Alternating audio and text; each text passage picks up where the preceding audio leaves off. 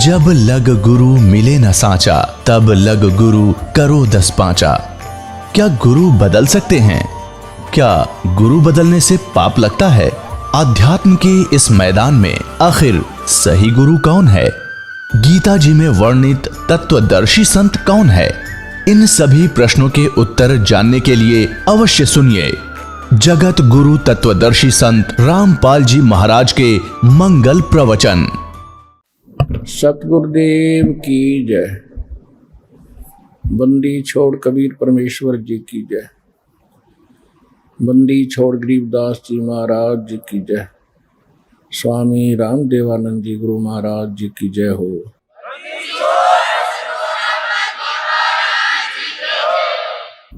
गरीब नमो नमो सतपुरुष को नमस्कार गुरु के नहीं।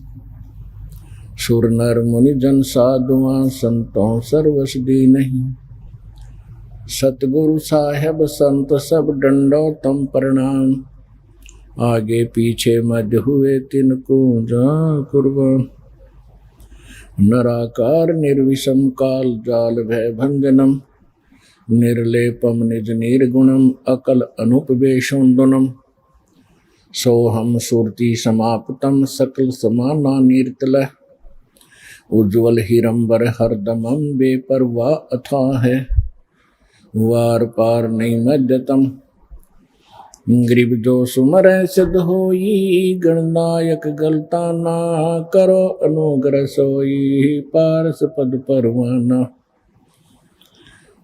आदि गणेश मनाऊं गणनायक देवन देवा। चरण कमल लो लाऊं आदंत करूं सेवा। परम शक्ति संगीतम हृदय सिद्धि दाता सोई। अवगत गुण अतीतम सत्य पुरुष निर्मोही। जगदम्बा जगदीशम मंगल रूप मुरारी। तन मन अर्पों शीसम भक्ति मुक्ति भंडारी। सुर नर मुनि जन ध्यावे ब्रह्मा विष्णु महेशा। शेष शेष मुख गावे पूज्य आदि गणेशा। इंद्र कुबेर सरीखा वरुण धर्म राय ध्यावे।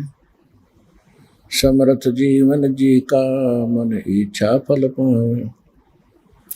33 कोटि अधारा ध्यावे शेष 88। उतरे बहु जल पारा कट है यम की फांसी। 33 कोटि अधारा ध्यावे शेष 88। उतरे बहु जल पारा कट है यम की फांसी। कर जोरों विनती करूं धरूं चरण पर शीश।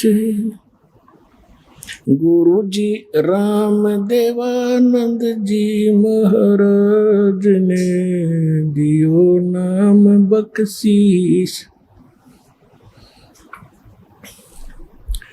कोटि कोटि सिजदा करूं कोटि कोटि प्रणाम।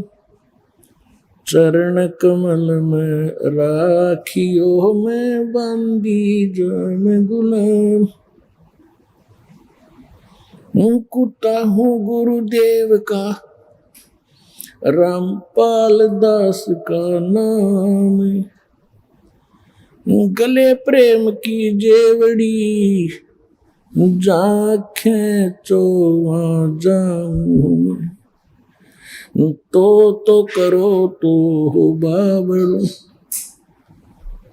दूर दूर करो तो जाऊं।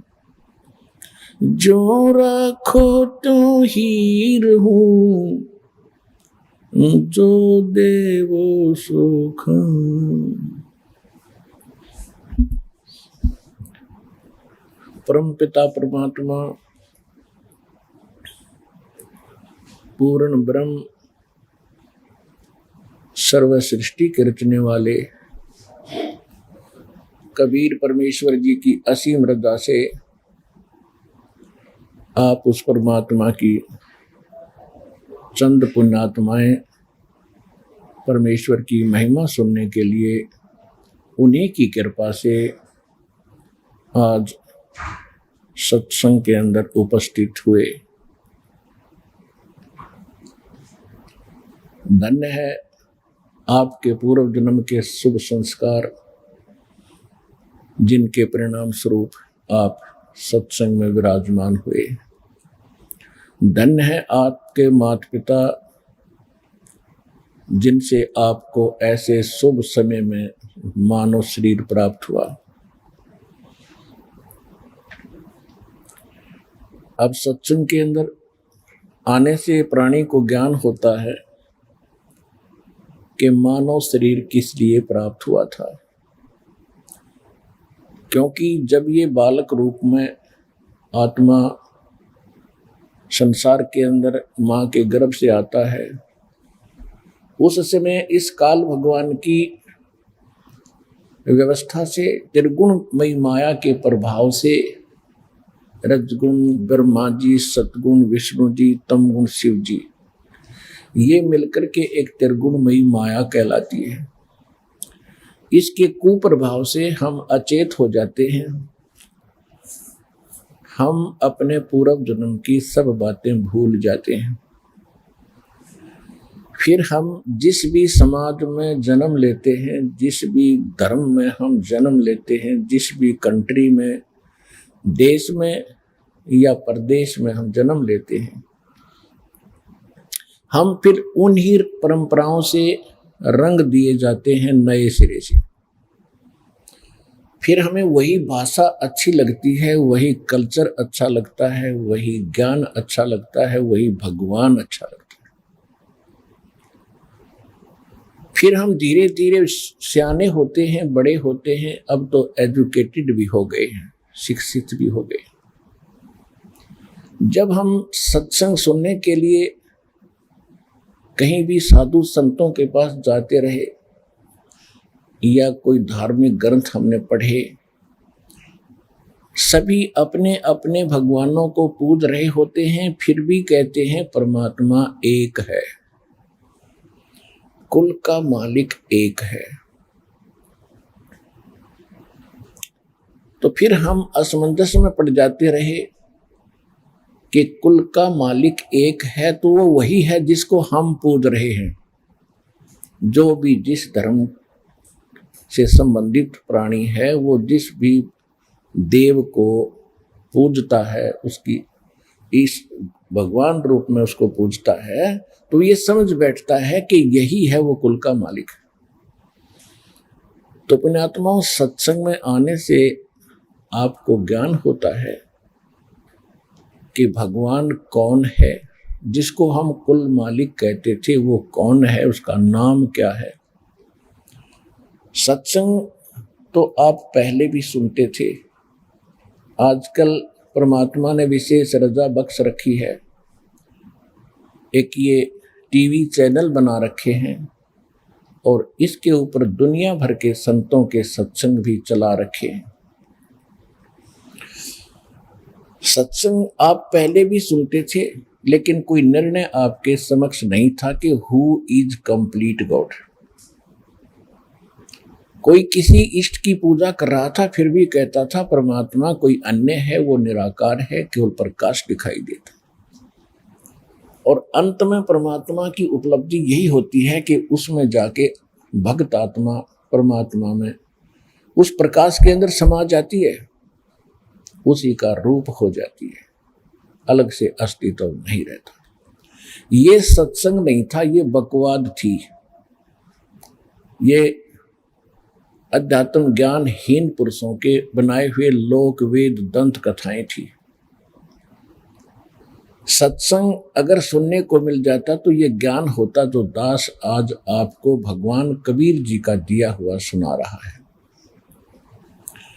सबको यही ज्ञान होता, यदि सत्संग प्राप्त हो जाता तो कोई भी बुद्धिमान व्यक्ति इस ज्ञान को सुनता है, धैर्य से प्रमाण देखता है, उसके पश्चात उसकी आंखें फटी रह जाती हैं, दिमाग चकरा जाता है कि आज तक हमने जो सुना वो क्या बकवास थी। और उससे पहले आपको उसी की आस थी कि वही हमें पार करेगा, यही भगवान है, यही फाइनल ज्ञान है। विश्व में सत्संग नहीं है। सतलोक आश्रम बरवाला, जिला हिसार, हरियाणा को छोड़कर इस दास के अतिरिक्त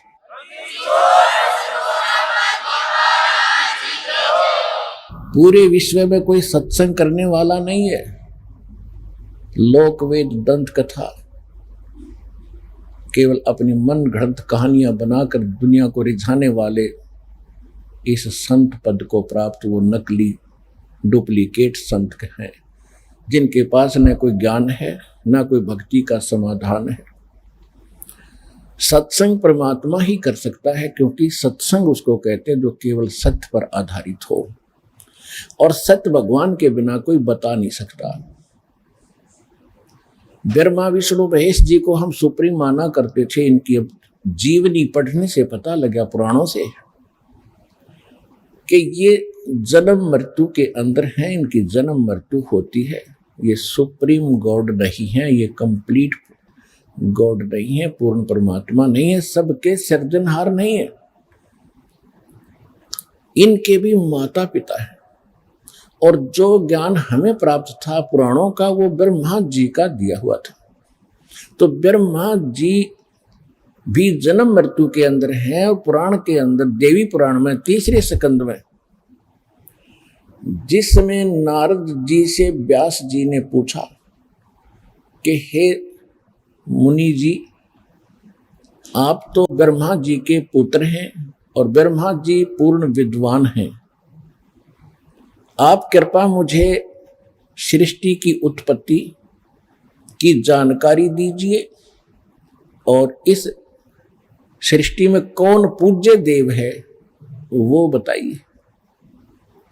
नारद जी ने कहा, व्यास जी, मैं आपको वो ज्ञान सुनाना चाहता हूं जो मैंने अपने पिता ब्रह्मा जी से पूछा था। ब्रह्मा जी को ये सभी आज तक हिंदू धर्म के जो भक्त श्रद्धालु हैं वो पूर्ण विद्वान मानते रहे, और व्यास जी को बड़ा अच्छा लगा कि आज मुझे उसके पुत्र के मुख से आज सच्चाई जानने को मिलेगी, क्योंकि पिता पुत्र तो रोजाना ही चर्चा करते रहते हैं। नारद जी ने कहा कि मैंने जो अपने पिता से प्रश्न किया था, जो आपने मुझसे किया है, यही प्रश्न मैंने किया था। उसने क्या जवाब दिया? उसने कहा कि बेटा नारद, जो विषय में तूने मुझे पूछा है इसके विषय में मैं क्या जवाब दूं, क्योंकि जब मेरा जन्म हुआ मैं कमल के फूल पर बैठा पाया था। मुझे नहीं मालूम मेरा जनक कौन है, मुझे नहीं मालूम मैं यहां किसने उत्पन्न कर दिया। मैंने बहुत समय तक इस कमल को भी नीचे ऊपर जाकर देखा, कहीं इसका और छोर मिला नहीं। फिर आकाशवाणी हुई कि तप करो। मैंने 1000 वर्ष तक तप किया। इससे जो दास आपको बताना चाहता है कि ब्रह्मा जी खुद कहते हैं कि मुझे अपने ही जन्म का नहीं मालूम, मेरा जन्म कैसे हुआ, मेरा पिता कौन है, मेरा जनक कौन है। तो इससे सिद्ध है कि जो आज तक पुराणों के आधार से हमें ज्ञान देते थे वो इनकम्प्लीट था। इसी प्रकार आपको देवी पुराण के प्रथम स्कंद में गीता प्रेस गोरखपुर से प्रकाशित सचित्र मोटा टाइप श्री देवी पुराण पृष्ठ नंबर 28-29 पर प्रथम स्कंद में ब्रह्मा जी से व्यास जी ने पूछा, और ब्रह्मा जी बताते हैं एक बार नारद और व्यास जी की फिर गोष्ठी हो रही थी, तो व्यास जी ने यही प्रश्न किया था नारद जी से कि इस संसार में कौन पूज्य है। नारद जी ने बताया कि एक समय मेरे पिता ब्रह्मा जी को बड़ा आश्चर्य हुआ कि भगवान श्री विष्णु जी तपस्या कर रहे थे। उन्होंने उनसे पूछा कि हे भगवान, आप विष्णु जी तो सबके पालक हैं, सबके जनक हैं, सर्वशक्तिमान हैं, फिर आप किसकी पूजा कर रहे हो? विष्णु जी कहते हैं कि मैं दुर्गा जी की पूजा करता हूँ, देवी शक्ति की पूजा करता हूँ, और मेरे ज्ञान में, मेरे स्पिरिचुअल नॉलेज जितना मुझे अध्यात्म ज्ञान है, मेरे ज्ञान में, मेरी बुद्धि के अनुसार दुर्गा जी से ऊपर कोई देवता नहीं है, कोई भगवान नहीं है। पुण्यात्माओं, ये कोई दास मन ग्रंथ कहानियां नहीं सुना रहा आपको, अपने पवित्र सदग्रंथों के गूढ़ रहस्य आपके रूबरू कर रहा हूं, और बहुत बार आपको टीवी पर भी दिखा चुका हूं, प्रमाणित कर चुका हूं, और आगे भी करता रहूंगा।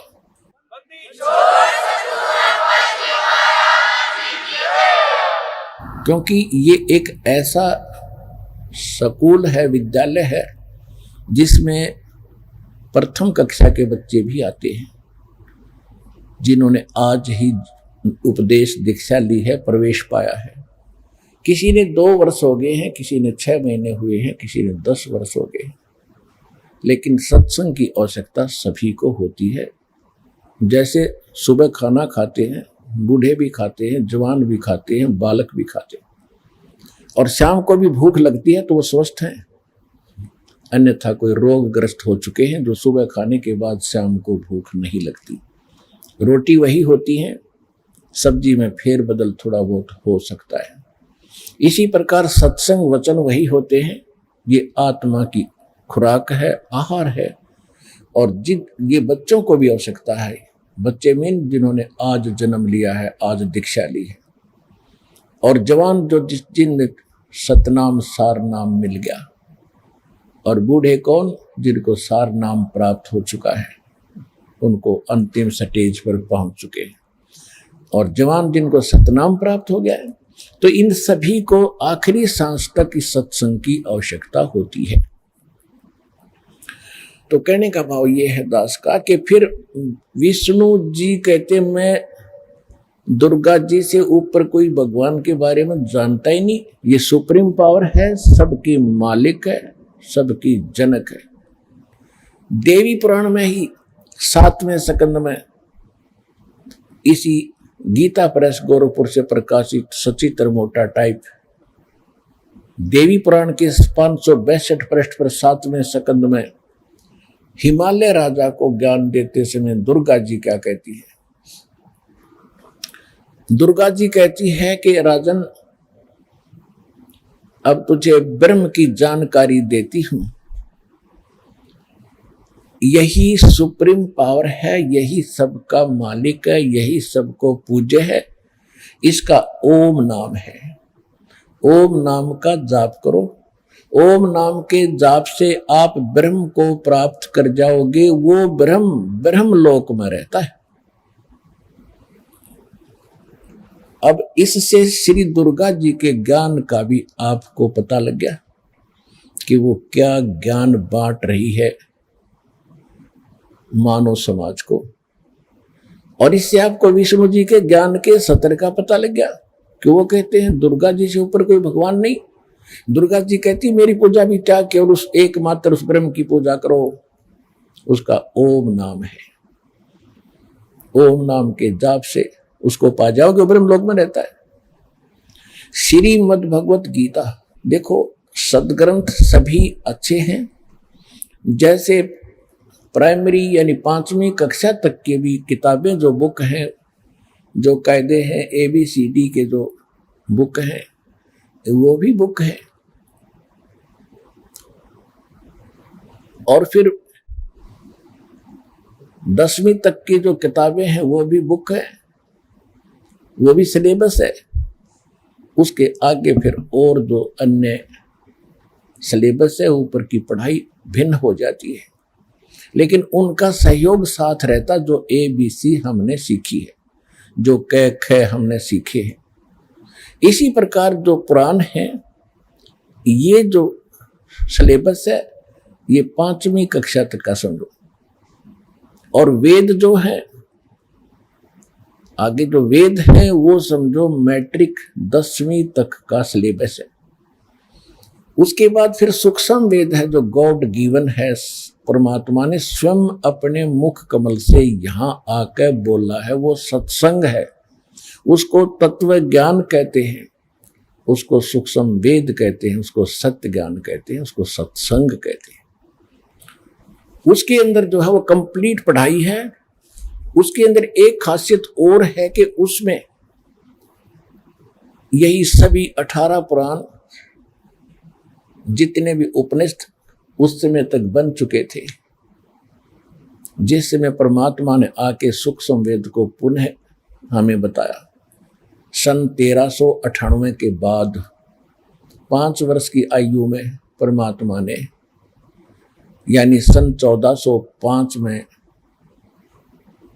वो अपने 5 वर्ष की आयु में ये ज्ञान सुनाना शुरू कर दिया था। कौन से भगवान ने? अनंत कोट ब्रह्मांड का एक रति नहीं भारे, सतगुरु पुरुष कबीर हैं ये कुल के सिरजनहारे। वो कौन कबीर? गरीबदास साहिब जी को परमात्मा मिले थे, सचखंड लेकर गए थे, सतलोक फिर वापस छोड़ा था। सभी ज्ञान से सभी ऊपर के लोगों से परिचित करा के फिर उन्होंने उस प्यारी आत्मा को शरीर में छोड़ा था। तब क्या कहा था? हम सुल्तानी नानक तारे दादू को उपदेश दिया, जात जुलाहा भेद न पाया वो काशी माहे कबीर हुआ। उस परमात्मा ने, काशी वाले धानक ने, उस जुलाहे भगवान ने जो ज्ञान दिया उसमें एक विशेषता है कि उसमें सभी 18 पुराण, 11 उपनिषद, महाभारत, 4 वेद, श्रीमद् भगवद गीता, कुरान और बाइबल, इन सभी का ज्ञान उसके अंदर समावेश है। और भक्ति परमात्मा पाने का कंप्लीट कोर्स है उसके अंदर। पुराणों में इनकम्प्लीट, वेदों में भी इनकम्प्लीट, श्रीमद् भगवद गीता में भी इनकम्प्लीट, क्योंकि ये कंप्लीट स्पिरिचुअल नॉलेज नहीं है, ये पूर्ण अध्यात्म ज्ञान युक्त नहीं है। प्रमाण के लिए श्रीमद् भगवद गीता अध्याय नंबर 4 के श्लोक नंबर 32 और 34 में स्पष्ट कर दिया है। ये गीता ज्ञान दे कौन रहा है? ये ब्रह्म दे रहा है, ब्रह्म।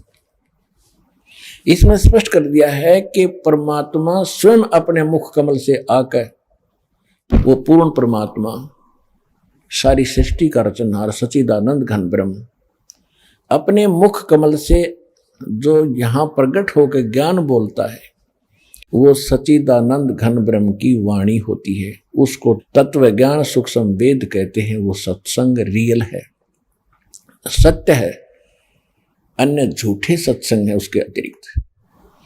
और उसके अंदर यज्ञों यानी धार्मिक अनुष्ठानों की जानकारी विस्तार के साथ बताई गई है। गीता ज्ञानदाता कहता है कि अर्जुन, उस ज्ञान को तू, चौथे अध्याय के 34वें श्लोक में जो भगवान स्वयं बताता, जिसमें कंप्लीट कोर्स है, जिसमें संपूर्ण अध्यात्म ज्ञान है, उस ज्ञान को तू तत्वदर्शी संतों के पास जाकर समझ। उनको दंडवत प्रणाम करने से, कपट छोड़कर निष्कपट भाव से प्रसन्न करने से, वो तत्वदर्शी संत तुझे परमात्म तत्व का ज्ञान कराएंगे, यानी तत्व ज्ञान का उपदेश करेंगे। इसे सिद्ध हो गया कि गीता का ज्ञान कंप्लीट नहीं है। और गीता 4 वेदों का, ऋग्वेद, यजुर्वेद, सामवेद, अथर्ववेद और ये 4 वेदों का वो निष्कर्ष है। यजुर्वेद अध्याय नंबर 40 के श्लोक नंबर 10 में स्पष्ट किया है कि कोई तो परमात्मा को संभवात कहता, संभवात माने जन्म लेता है, श्री राम और कृष्ण रूप में अवतार, जैसा ये मानते। और कुछ कहते हैं कि वो असंभवात है, वो जन्म लेने वाला है ही नहीं, अजन्मा है, और वो निराकार है, वो जन्म नहीं लेता। वो कैसा है? परमात्मा साकार है या निराकार है, जन्म लेता है या नहीं लेता है, उसकी जानकारी वो तत्वदर्शी संत बताते हैं, उनसे सुनो। तो इससे सिद्ध हो गया कि ये कंप्लीट नहीं है, संपूर्ण ज्ञान नहीं है हमारे श्रीमद् भगवत गीता और वेदों में। तो इससे सिद्ध हो गया कि ये कंप्लीट ज्ञान नहीं है। तो कंप्लीट यानी संपूर्ण ज्ञान वो परमात्मा स्वयं बताते हैं। अब आपको बताते हैं कि जैसे दुर्गा जी ने कंप्लीट ज्ञान अपना बता दिया, जो जितना वो जानती हैं कि ब्रह्म से ऊपर और कोई भगवान नहीं, कोई शक्ति नहीं, उसका ओम नाम है और उसका जाप करो। ओम के जाप से ब्रह्म की प्राप्ति होगी, ब्रह्म रहता ब्रह्मलोक में। अब श्रीमद् भगवत गीता चारों वेदों का निष्कर्ष है और कलयुग के अंदर इसको समझने, चारों वेदों को समझने का एक आसान तरीका बनाया गया। इसमें गीता अध्याय नंबर 8 के श्लोक नंबर 13 में गीता ज्ञान दाता कहता है, ओम इति एकाक्षरम ब्रह्म व्यवहारन माम अनुसमरण ये परियाति तजन देहम सयाति परमाम गतिम। मुझ ब्रह्म का एक ओम मंत्र है और कुछ नहीं, इति बस। और इसका अंतिम श्वास तक सिमरण कर, उच्चारण करके सिमरण करता हुआ जो शरीर छोड़कर जाता है, वो ओम से मिलने वाली परम गति को प्राप्त होता है। ओम से क्या प्राप्ति होती है, ये दुर्गा जी ने देवी पुराण में बता ही दिया कि ब्रह्मलोक प्राप्ति होती है और ब्रह्म का ये जाप है।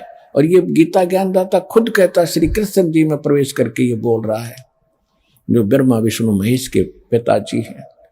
इसने प्रतिज्ञा कर रखी है कि मैं कभी किसी के समक्ष अपने वास्तविक रूप में नहीं आऊंगा। गीता अध्याय नंबर 7 के श्लोक नंबर 24 और 25 में यह स्पष्ट भी करता है कि मैं अपनी योग माया से छुपा रहता हूं। यदि श्री कृष्ण ये भाषा बोलते तो श्री कृष्ण तो सामने खड़े थे, वो छुपे कहां किसी से। यदि श्री कृष्ण गीता जी का ज्ञान दे रहे होते तो ये शब्द नहीं बोलते। वो कहता, मैं अब देख बाहर निकला हूं, तेरे अंदर से प्रवेश करके बाहर आया हूं और ये मेरा वास्तविक रूप है और मैं कृष्ण नहीं हूं। मुझे अव्यक्त को ये व्यक्तिम आपनम मननते अबुधा, बेबुद्धि के लोग, ये मंद बुद्धि के व्यक्ति मुझ अव्यक्त को, मैं कभी किसी के सामने नहीं आता, छुपा रहता हूं। मुझे व्यक्ति मान रहे होंगे कृष्ण रूप में, मैं कृष्ण नहीं हूं। मैं तो अपनी योग माया से छुपा रहता हूं। ये मेरा अटल अनुत्तम नियम है। अटल माने सदा रहने वाला, अनुत्तम माने घटिया। क्योंकि जब एक सारी सृष्टि का यहाँ का मालिक माना जाता है, ब्रह्मा विष्णु महेश का पिता है, वो पिता आज पुत्रों को भी ज्ञान नहीं, मेरा पिता कौन है, कैसा है, तो वो व्यक्ति कैसा हो सकता जो अपने बच्चों से भी छुप कर रह रहा है। उसमें कोई दोष है, वो कोई निकम्मा आदमी है। अपनी उस इंसल्ट से डरने का कारण अपने बच्चों को भी मुंह नहीं दिखाता। वो मुंह दिखाने लायक नहीं रहा वो व्यक्ति जो ऐसे बोलता है। तो इसने ऐसी ही गलती कर रखी है और ऐसी कर ही रहा है। ये 1 लाख रोज मानव शरीरधारियों जीवों को खाता है। यह हाहाकार मचती है, किसी का बेटा मर गया, किसी की बेटी मर गई, किसी का पति मर गया, किसी की पत्नी मर गई, किसी की माँ, किसी का बाप। तो ऐसा व्यक्ति सामने कैसे आएगा? तो ये खुद कहता है, मैं अपनी योग माया से छुपा रहता हूं, ये मेरी अटल प्रतिज्ञा है। तो इससे सिद्ध हो गया कि ये गीता ज्ञानदाता श्री कृष्ण में प्रवेश करके बोल रहा है कि मुझ ब्रह्म का ओम इति एकाक्षरम ब्रह्म व्यवहारन माम अनुसमरण। ब्रह्म माम यानी माम ब्रह्म, मुझ ब्रह्म का एक ओम मंत्र है और इसका सिमरण करता हुआ, उच्चारण करके सिमरण करता हुआ, और जो शरीर छोड़कर जाता है अंतिम सांस तक इसका सिमरण करता, तो ब्रह्म, इस ओम से मिलने वाली जो ब्रह्म गति है उसको प्राप्त होता है। ओम से कौन सी गति प्राप्त होती है आपको बता ही दिया, ब्रह्मलोक प्राप्ति होती है। अब श्रीमद् भगवत गीता अध्याय नंबर 8 के श्लोक नंबर 16 में यह भी स्पष्ट कर दिया है कि ब्रह्मलोक में गए हुए प्राणी भी पुनरावृत्ति के अंदर हैं अर्जुन। वैसे इस श्लोक का अनुवादकों ने गलत कर रखा है। इन्होंने ये लिख दिया कि मुझे प्राप्त होकर के किसी का जन्म नहीं होता। नहीं, इसका अर्थ ये है कि ब्रह्मलोक में गए हुए प्राणी भी पुनरावृत्ति यानी पुनर्जन्म मृत्यु के अंदर हैं अर्जुन। और जो ये नहीं जानता कि ओम के जाप वाला ब्रह्मलोक में गया, ब्रह्मलोक में गए हुए भी जन्म मृत्यु में रहते हैं, वो मुझे प्राप्त होकर भी पुनर्जन्म है अर्जुन। मुझे प्राप्त होकर भी उनका पुनर्जन्म है अर्जुन। इसका यथार्थ अनुवाद ये है। उन्होंने गलत कर रखा है। यदि उनकी माने, एक गलत अनुवादकों की, ये झूठे अनुवाद कर रखे, इनको ज्ञान नहीं था। यदि इनकी बात को बड़ा करें कि गीता ज्ञानदाता ये कह रहा है कि मुझे प्राप्त होकर किसी का जन्म मृत्यु नहीं होता, ये गीता अध्याय नंबर 2 के श्लोक नंबर 12 में, गीता अध्याय नंबर 4 के श्लोक नंबर 5 में और 9 में, गीता अध्याय नंबर 10 के श्लोक नंबर 2 में ये स्वयं स्वीकार करता है कि अर्जुन तेरे और मेरे बहुत जन्म हो चुके हैं, तू नहीं जानता, मैं जानता हूं। हम पहले भी जन्मे थे, आगे भी जन्मेंगे, केवल वर्तमान में ही नहीं है। और यह भी स्पष्ट करता है 10वें अध्याय के दूसरे श्लोक में कि मेरी उत्पत्ति को ये देवता और ऋषि नहीं जानते, क्योंकि इनको उत्पन्न करने वाला मैं हूं। क्योंकि ब्रह्मा विष्णु महेश, ये 33 करोड़ देवता, 88,000 ऋषि, जो ये सभी इस काल भगवान ब्रह्म के उत्पत्ति है। दुर्गा इसकी पत्नी है ब्रह्म की, और ब्रह्मा विष्णु महेश इसके प्रथम 3 पुत्र हैं। प्रथम ब्रह्मा, सेकंड विष्णु और थर्ड शिव। इसके बाद फिर ये उत्पत्ति इनसे हुई है, कुछ दुर्गा के वचन से हुई है। तो इस प्रकार ये काल की सृष्टि प्रारंभ हुई है। आज का जो प्रसंग है ये क्या हो गया सिद्ध कि ब्रह्म कहता है कि मैं भी जन्म और मृत्यु के अंदर हूं, मैं भी कंप्लीट स्पिरिचुअल नॉलेज नहीं रखता हूं, संपूर्ण अध्यात्म ज्ञान मुझे नहीं है। चौथे अध्याय के 34वें श्लोक में इसने कह दिया कि उसको तत्वदर्शी संतों के पास जाकर पूछो और वो बताएंगे। तो इससे सिद्ध हो गया कि सत्संग केवल पूर्ण परमात्मा ही करते हैं।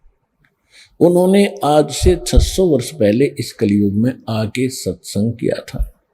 परमेश्वर कबीर जी ये पूर्ण परमात्मा है, सच्चिदानंद घन ब्रह्म है। इनको संत भाषा में सत्पुरुष कहते हैं। श्रीमद् भगवत गीता के अंदर इसको परम अक्षर ब्रह्म कहा है। गीता अध्याय नंबर 7 के श्लोक नंबर 29 में गीता ज्ञान दाता कहता है, वैसे तो गीता अध्याय नंबर 7 के अंदर बहुत कंप्लीट ज्ञान है, बहुत अच्छा ज्ञान है। इसमें यह भी स्पष्ट किया है कि जो अर्जुन मैं ज्ञान तुझे देने जा रहा हूं, इसको जानने के बाद फिर कुछ भी जानना शेष नहीं रह जाएगा। इसमें क्या बताया है 7वें अध्याय के 12 से लेकर 15 तक तो ब्रह्मा विष्णु महेश इन देवताओं की भक्ति करने वालों की स्थिति बताई है, उनका क्या होगा। इसमें स्पष्ट किया है कि रजगुण ब्रह्मा, सतगुण विष्णु, तमगुण शिव जी, इन तीनों के द्वारा जो भी हो रहा है उसका निमित्त कारण मैं हूं, मेन कारण। कौन? ब्रह्म। ब्रह्मा जी से क्या होता है? यहां जीवों की उत्पत्ति करते हैं प्राणी, वासना वश होकर के, जीव के बस की बात नहीं। जैसे किसी ने शराब पी रखी है तो उसको चक्कर आना, गिर जाना, लड़खड़ा कर चलना, तुतला कर बोलना उसके बस की बात नहीं, उसके उस नशा है। इसी प्रकार इस ब्रह्मा जी से निकल रहे रजगुण के प्रभाव से सभी प्राणी युवा होते ही इनके ऊपर ये प्रभाव अपने आप ऑटोमेटिकली इफेक्ट करता है, जीव के बस की नहीं रहती। तो जिस कारण से संतानों उत्पत्ति सभी प्राणी करते हैं, तो इससे क्या हो रहा है? जीवों की उत्पत्ति, मनुष्यों की उत्पत्ति जिनको ये खाता है। और विष्णु जी के सतोगुण से क्या है कि यह सतिथि एक दूसरे में मोह ममता प्यार और संपत्ति में मोह, माता पिता में ममता, बच्चों के अंदर प्रेम, पति पत्नी का, भाई बहन का प्यार, तो ये एक ऐसा जकड़ दिया जीव के बस का नहीं, इससे इधर उधर टस से मस हो जाए। और तीसरे देवता का आपको पता ही है क्या करता है, सबको मारता है, हर फिर भी हम इनको पूजते हैं। बताओ हमारी अकल पर पत्थर पड़ गए थे। तो क्या कहता है गीता ज्ञानदाता यानी ब्रह्मा विष्णु महेश का पिता के रजगुण ब्रह्मा, सतगुण विष्णु और तमगुण शिव जी के द्वारा जो भी इन तीनों गुणों से जो कुछ हो रहा है उसका मुख्य कारण मैं हूं, परंतु मैं इनमें नहीं और ये मुझ में नहीं, क्योंकि ये इनसे अलग रहता है और इनको बना दिया इन्होंने, एक एक गुण युक्त पैदा कर दिया। ये बहुत बार आपको सृष्टि रचना में बताया है, ये कैसे रजगुण बने, कैसे सतगुण बनाए, कैसे तमोगुण बनाए, और इनसे जो कुछ हो रहा उसका निमित्त कारण मैं हूं, क्योंकि इसने 1 लाख मानव शरीरधारी प्राणियों को खाना पड़ता है। ये ऊपर का कवर यहां रह जाता है। सारे जीवन में जैसे भी ये सब शराब पीता है, तम्बाकू पीता है, तम्बाकू खाता है और चटपटे आहार करता है, उसकी वासना सूक्ष्म शरीर के अंदर लिप्त होती रहती है कुछ अंश, जैसे बादाम की गिरी खाने की होती है, ऊपर का छिलका नहीं। तो ये ऊपर का छिलका ये यहाँ छोड़ देता है, अंदर से वो गिरी निकालकर तपतशिला यानी एक तवी के ऊपर, बहुत बड़ा तवा है पत्थर का, उसके ऑटोमेटिक गर्म रहता है, उस पर पटक देता है और उससे फिर चटक मरते नहीं जीव, उबालता है और उनसे निकाल कर गंध को फिर ये आहार करता है, आनंद लेता है। और यहाँ हाहाकार मची होती है, किसी का बेटा मर गया, किसी की बेटी मर गई, किसी का परिवार मर गया। हम ऐसे कसाई के लोक में रह रहे हैं, परमात्मा ने आकर हमें बताया है। अब जो प्रसंग चल रहा है उसी पर आते हैं। अब तीनों गुणों के द्वारा जो हो रहा है ये ब्रह्मा विष्णु महेश के द्वारा ये हो रहा, जो इन्हीं ब्रह्मा विष्णु महेश तीनों गुणों के पुजारी हैं, ब्रह्मा विष्णु महेश के, वो राक्षस स्वभाव को धारण किए हुए मनुष्यों में नीच दूषित कर्म करने वाले मूर्ख, ये ब्रह्म कहता ये मेरी भक्ति भी ना करते, यानी ब्रह्म की साधना भी नहीं करते, ये तो आन उपासना तक ही सीमित है। ये है गीता अध्याय नंबर 7 के श्लोक नंबर 1 से लेकर 15 तक का निष्कर्ष।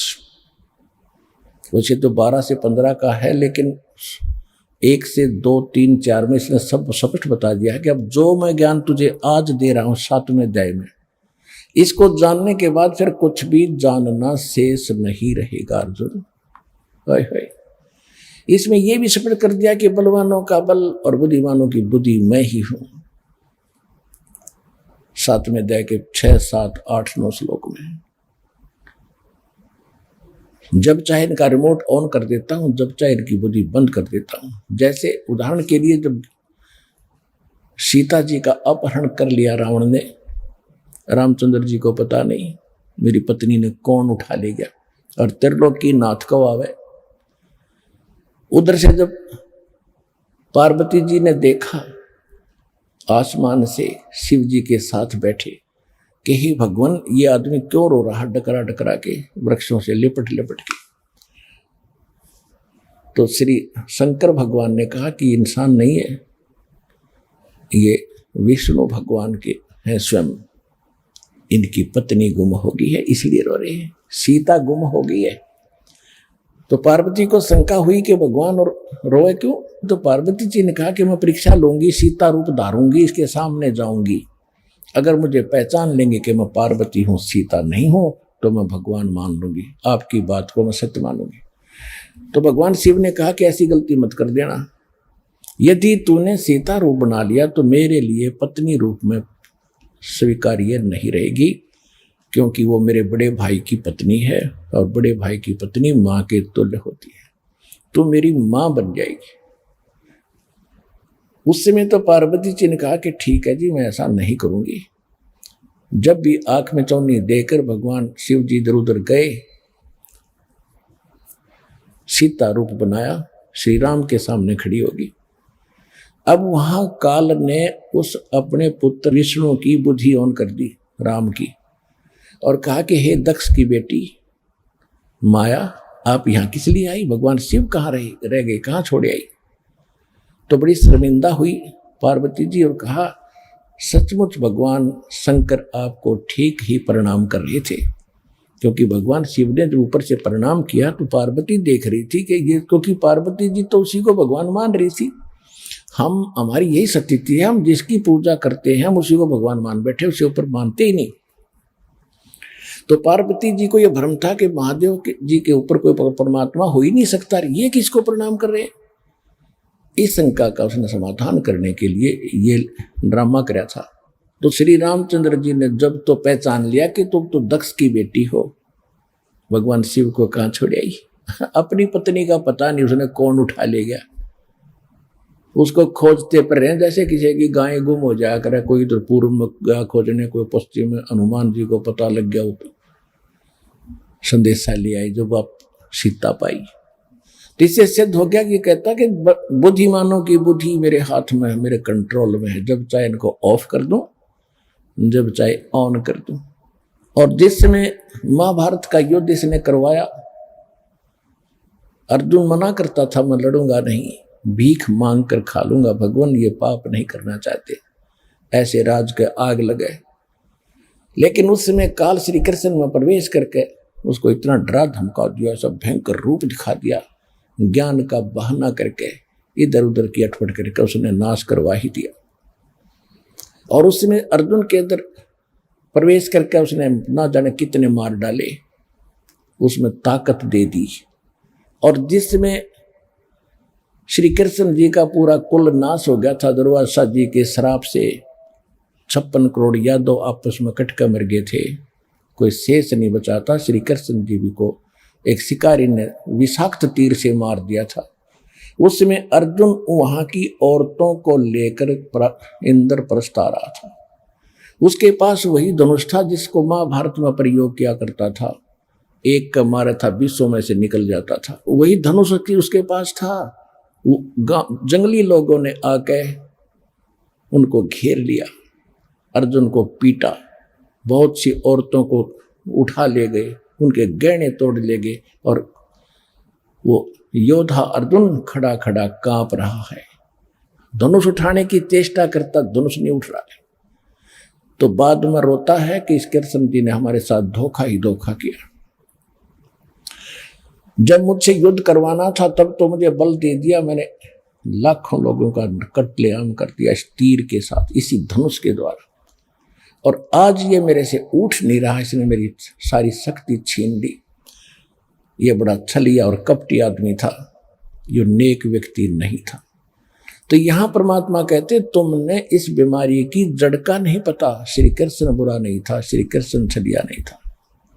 छलिया तो यो काल है जो गुप्त रहकर सारे काम करता है। तो गीता अध्याय नंबर 7 के अंदर जो इसने वचन किया है कि इसके जानने के बाद कुछ भी जानना शेष नहीं रहेगा, उस कंसेप्ट को क्लियर कर रहा दास आज को आपको। और आपको ये बताना चाहते हैं कि सत्संग इस विश्व में आपको किसी ने सुनाया नहीं, क्योंकि भगवान के बिना सत्संग कोई कर ही नहीं सकता।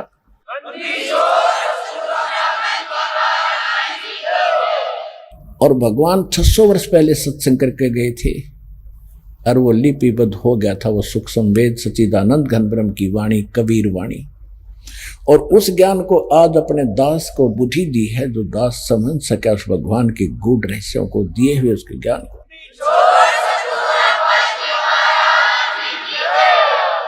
ये नकली कबीर पंथी लगभग 20 करोड़ होंगे, 20 से भी ज्यादा होंगे, और किसी को कह का पता नहीं परमात्मा के अध्यात्म मार्ग का। कबीर जी की वाणी क्या कहना चाहती है, इन्हीं को आधार लेते हैं, और कोई उनके पास यथार्थ ज्ञान नहीं, न भक्ति और समाधान है, न कोई पूजा की विधि उनकी परमात्मा के अनुकूल है। तो जो प्रसंग चल रहा है कि 7वें अध्याय के 12 से लेकर 15 तक में स्पष्ट कर दिया है कि तीनों गुणों रजगुण ब्रह्मा सतगुण विष्णु तम गुण शिव जी की जो पूजा करते हैं वो राक्षस भाव को धारण किए हुए मनुष्यों में नीच दूषित कर्म करने वाले मूर्ख मेरी भक्ति भी ना करते, तो इससे सिद्ध हो गया कि ब्रह्मा विष्णु महेश की भी पूजा नहीं करनी चाहिए, लेकिन अनादरणीय नहीं है। देखो ये है जो ज्ञान है गीता का, दास ने कहा कि इनकम्प्लीट है, सूक्ष्म वेद है वो कंप्लीट है, संपूर्ण है। उसके आधार से इसमें तो कह दिया कि पूजा नहीं करनी चाहिए, उनके मूर्ख हैं लोग, लेकिन पूजा अलग चीज होती है और एक साधना सत्कार अलग वस्तु होती है। आगे प्रसंग और चल जाएगा, अब यहाँ इसको स्टॉप करके आगे चलते हैं। फिर ये कहता है 7वें अध्याय के ही 16 से लेकर 18 तक 3 मंत्रों में कि मेरी पूजा 4 प्रकार के करते हैं, यानी ब्रह्म साधना 4 प्रकार के करते हैं। अर्थार्थी, आर्थ, जिज्ञासु और ज्ञानी। अर्थार्थी जो धन लाभ के लिए वेद मंत्रों से अनुष्ठान करते हैं, वो किसी अन्य जंत्र मंत्र या अन्य किसी और वाणी का सहयोग नहीं लेते, जैसे जय गणेश देवा इस तरह की वार्ती नहीं करते। वो केवल वेद मंत्रों से अपना अनुष्ठान करते हैं जैसा उनको ज्ञान है। वो केवल अर्थ लाभ के लिए ही करते हैं, लेकिन करते हैं वो ब्रह्म, मुझे ही आधार बनाकर ब्रह्म के ही पूजा मानते हैं। वो हम ब्रह्म साधना करें, जो वेदों अनुसार साधना ब्रह्म तक की सीमित है। दूसरे उसने बताया कि आर्थ कोई संकट निवारण के लिए वेद मंत्रों का ही अनुष्ठान करते हैं। तीसरे बताए जिज्ञासु जो घर से निकलते हैं परमात्मा पाने के लिए, जैसे उनको संत ऋषि मार्गदर्शक मिल गए उन्होंने वो ज्ञान ग्रहण कर लिया, उद्देश्य मूल भूल गए कि तुम करना क्या चाहते थे। वो वक्ता बनकर जनता को फिर गुरु पद प्राप्त करके वही सुना सुनाया खिचड़ी ज्ञान बांटने लग जाते हैं, वो जिज्ञासु कहलाते हैं। और चौथे हैं ज्ञानी। ज्ञानी वो बताए हैं जिनको पता चला कि मनुष्य जीवन बार बार नहीं मिलेगा, मानुष जन्म दुर्लभ है ये मिलन बारंबार, जैसे तरवर से पुत्ता टूट गिरे वो बोर न लगता डारे, मानुष जन्म पाए कर जो नहीं रटे हरि नामे, जैसे कुआ जल बिना फिर बनवाया क्या काम। अब इन बातों से प्रभावित होकर के जिनको ये दृढ़ता आगी के मनुष्य जीवन केवल परमात्मा प्राप्ति के लिए ही मिला है, इसका और दूसरा काम नहीं है। ठीक है, ये एक किराए का इंजन है, इसमें ईंधन डालेंगे तो ये काम करेगा। ईंधन के लिए हमने कमाई करनी पड़ेगी। पहले सतयुग के अंदर तो फल फ्रूट ये गेहूं चने बाजरे अपने आप उगे रहते थे, जैसे सामक उगा रहता है, तो उसमें मेहनत तो करनी थी, झाड़ के लाओ बनाओ कुटो पीटो बनाओ रोटी बनाओ, ऐसे करना तो पड़ता ही है। और अब तो हम केवल माया जोड़ने में लग गए, रोटी सुविधा मिल गई तो बाकी और बकवादें शुरुआत कर दी। ये नहीं थी इस मनुष्य जीवन के। ये मनुष्य जीवन का इसका उद्देश्य नहीं है कि कोठी बंगले बनाकर जीवन नाश कर जाओ।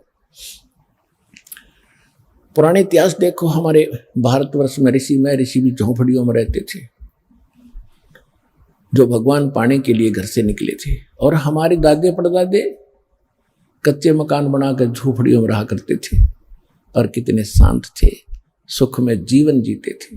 और आज हम अफलातून बन गए, एजुकेटेड हो गए, पैंट पूंट टाइट हुई नहीं लाओ तो हमने इज्जत का नाश हो जाए, और चैन नहीं स्वप्न में भी, क्योंकि हम माया की आग में जल रहे हैं। और जहां माया है वहां शांति कभी नहीं हो सकती। इस माया के साथ हमने भगवान की एक विशेष भक्ति साथ करनी पड़ेगी, तब ये माया अपने इसका असर नहीं होगा आंच का, फिर ये हमारे अनुकूल चलेगी। अब जो प्रसंग है उसी पर आते, तो उनको ये ज्ञान हो जाता है कि मनुष्य जीवन केवल परमात्मा प्राप्ति के लिए ही बना है, और भक्ति किसकी करें? एक परमात्मा की भक्ति से मोक्ष होगा। इन देवी देवताओं की पूजा से कोई लाभ नहीं, इनको इष्ट रूप में पूजने से कोई लाभ नहीं। उन ज्ञानियों को ये पता चल जाता है, इसलिए वो आन उपासना अन्य देवताओं की पूजा नहीं करते अर्जुन, वो केवल मेरी भक्ति करते हैं, इसलिए वो मुझे अच्छे लगते हैं, उनको मैं अच्छा लगता हूं। अब 7वें अध्याय के 18वें श्लोक में गीता ज्ञानदाता कहता है कि अर्जुन, ये ज्ञानी आत्मा, इन ज्ञानी आत्माओं ने अपने आप निष्कर्ष निकाल लिया वेदों को पढ़कर, क्योंकि इनको वेद समझ में आए नहीं, इनकी बुद्धि पर पत्थर पड़ गए। जो 40वें अध्याय के 10वें श्लोक में लिखा मंत्र में कि परमात्मा की विशेष जानकारी तो तत्वदर्शी संत बताते हैं, उनसे पूछो।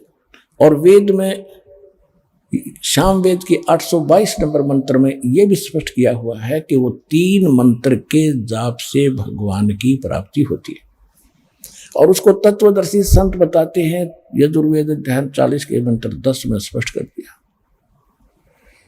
यजुर्वेद अध्याय नंबर 40 के मंत्र 15 में लिखा कि वायु अनिलम अथिदम वायु अनिलम अमृतम भस्मांतम शरीरम ओम कर्तु समर किल्बे समर और कर्तुम समर। उसका अर्थ ये बनता है कि वायु अनिलम, परमात्मा की भक्ति जो है सांस उश्वास के साथ होती है, और ओम नाम के जाप का सिमरण करो, ओम नाम का जाप करो, काम करते करते करो, विशेष कसक के साथ करो, मनुष्य जीवन का मूल कर्तव्य जानकर ओम का जाप करो। उससे क्या होगा कि ओम नाम से मिलने वाला जितना अमृतव प्राप्त हो सकता है वो हो जाएगा। वो दुर्गा जी ने बताई दिया देवी पुराण में 7वें स्कंद के 562 पर 63 पृष्ठ पे 562-63 पृष्ठ पे कि ओम का जाप कर ब्रह्म की साधना है, वो ब्रह्मलोक में रहता है, ब्रह्मलोक में चले जाओ। अब इन्होंने आगे भी पढ़ा होगा 40वें अध्याय यजुर्वेद के 40वें अध्याय के 17वें श्लोक में कहा, जो वेद ज्ञानदाता कहता है कि पूर्ण परमात्मा तो प्रोक्ष है, वो तो गुप्त है, और मैं ब्रह्म हूं, मेरा ओम नाम है, और मैं ब्रह्मलोक में रहता हूं। आकाश में खम्भ माने ब्रह्मलोक रूपी दिव्य आकाश में मैं रहता हूं। अब इन्होंने इस ओम नाम को परमात्मा का मूल मंत्र मान लिया और ब्रह्म को सुप्रीम पावर पूर्ण परमात्मा मान लिया अज्ञानता से। इसके विषय में परमात्मा ने खुद कहा है कि गुरु बिन काहू न पाया ज्ञाना, जो थो था भूस छड़े मूढ़ किसाना। गुरु बिन वेद पढ़े जो प्राणी, समझन सार रहे अज्ञानी ही। इसी श्री देवी पुराण के अंदर 77 मोटा टाइप गीता प्रेस गोरखपुर से प्रकाशित 414 पृष्ठ पे व्यास जी बता रहे हैं कि राजन जन्मेजय को कि राजन सतयुग में ब्राह्मण वेद के पूरे विद्वान होते थे और वो दुर्गा की पूजा करते थे। खाक विद्वान थे वो वेद के, सतयुग के ब्राह्मण, और दुर्गा की पूजा करते थे। और दुर्गा कहती है ब्रह्म की पूजा करो, वो वहां तक भी बुद्धि ना छीन की। ये सारे माया जोड़ू थे, सिद्धि शादी प्राप्त करके प्रभु पाक गए, फिर गधे बन के घूमा यहीं पर। जो प्रसंग चल रहा है कि वो इन्होंने ओम नाम को फाइनल मान लिया। और फिर ये हठ योग कहीं है नहीं किसी भी अपने प्रमाणित ग्रंथ के अंदर। जो तपस्या करते हैं ब्रह्मा जी, विष्णु जी, शिव जी को आप देखते हो, पुराणों में प्रमाण है कि 12,000 वर्ष तक विष्णु जी ने तप किया। श्री कृष्ण जी ने भी सैकड़ों वर्ष घोर तप किया पुत्र प्राप्ति के लिए। और किसी भी वेद या गीता में हठ योग का प्रावधान नहीं है, और ना सूक्ष्म वेद में। तो ये हठ योग कहां से आया? जब ब्रह्मा जी कमल के फूल पर बैठा था, खुद बता रहा है कि मुझे आकाशवाणी हुई तप करो तप करो। जब तक तो ब्रह्मा जी को वेद भी ना मिले थे, इसने तप किया। तो उस तप की आकाशवाणी भी इसने पूर्ण परमात्मा की मान ली, वेद में नहीं है ना गीता में। गीता अध्याय नंबर 17 के श्लोक नंबर 6 और 7, 8 में स्पष्ट किया है कि जो शास्त्र विधि को त्याग कर तो मनमाना आचरण करते वो हैं तो नालायक आदमी। फिर भी वो 3 प्रकार के होते हैं। अब उनकी अपनी अपनी वैरायटी बताई है। फिर कहा कि ये जो मनमाना घोर तप तपते हैं, ये मुझे भी और इस कमलों के अंदर बैठे जितने देव हैं उनको भी दुखी करते हैं, इनको घोर नरक में डालूंगा। तो इससे सिद्ध है कि इसको करना ही नहीं ऐसा, क्योंकि गीता ज्ञानदाता स्वयं कहता है 8वें अध्याय के 5वें और 7वें श्लोक में कि अर्जुन तू मेरा भक्त बन, मेरी भक्ति कर, युद्ध भी कर और सिमरण भी कर। यानी वही यजुर्वेद बता रहा है। यजुर्वेद 40वें अध्याय का 15वां मंत्र कहता है कि ओम कर्तु समर, यानी काम करते करते, और किलवे समर यानी कसक के साथ, करुणाहट के साथ कर, और कर्तुम समर यानी अपना जीवन का मूल्य उद्देश्य समझकर ओम नाम का जाप करो। तो इसमें हठ योग नहीं है, ऐसे सूक्ष्म वेद में है, नाम उठत नाम बैठत नाम सोवत जागवे, नाम खाते नाम पीते नाम से ती लागवे। काम भी कर, भक्ति भी कर, सिमरण भी कर, ये है मूल मंत्र। इसे हटकर जो अपने आप इन्होंने हठ योग शुरू कर दिया, ये लोकवेद और काल की ये गलत प्रेरणा है इनको। तो इन्होंने उस काल की आकाशवाणी के तप करो को भी वेद वाक्य मान लिया, और बाद में ब्रह्मा जी को वेद प्राप्त हुए, उनसे ओम मंत्र ले लिया, ओम मंत्र को पूर्ण परमात्मा का मान लिया। तो 7वें अध्याय के 18वें श्लोक में अब गीता ज्ञानदाता ब्रह्म कहता है कि ओम नाम का ये ज्ञानी आत्मा है तो श्रेष्ठ उद्धार है, क्योंकि इन्होंने अपना जीवन भी न्यौछावर कर दिया परमात्मा के पाने के लिए। लेकिन इनको तत्वदर्शी संत ना मिलने से ये मेरे वाली अनुतम यानी ब्रह्म से मिलने वाली, ओम नाम से मिलने वाली जो परम गति है, ये अनुतम है, क्योंकि इसमें जन्म मृत्यु ना तेरी मिटे अर्जुन ना मेरी मिटे। और जब तक जन्म मृत्यु समाप्त नहीं होगी तो सुख का हुआ, परम शांति कैसी हुई? जो 18वें अध्याय के 62वें श्लोक में कहा है और 15वें अध्याय के 4थे श्लोक में कहा कि अर्जुन तू सर्वभाव से उस परमेश्वर की शरण में जा जो गीता ज्ञानदाता से कोई और है, ब्रह्म से अन्य है। उसकी कृपा से तो परम शांति को और सनातन परम धाम को प्राप्त होगा, उसी की कृपा से, उस परमेश्वर की कृपा से। 15वें अध्याय के 4थे श्लोक में स्पष्ट कर दिया है कि परम शांति किसे कहते हैं कि तत्वदर्शी संत की प्राप्ति के उपरांत तत्व ज्ञान रूपी शस्त्र के द्वारा इस ज्ञान को काट के